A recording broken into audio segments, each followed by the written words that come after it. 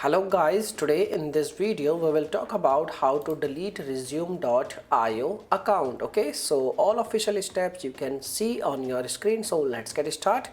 First of all, you need to visit on their official website and you need to click on my account. Once you click on my account, make sure you have already logged in. Okay, and now you need to click on this setting gear icon on the top side of your window. Once you click on this option, you need to click on now account setting.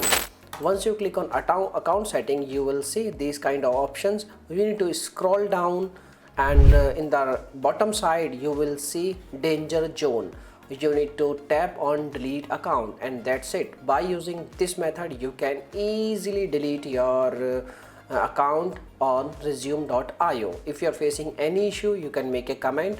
I will reply you very soon, and thanks for watching this video, and bye bye.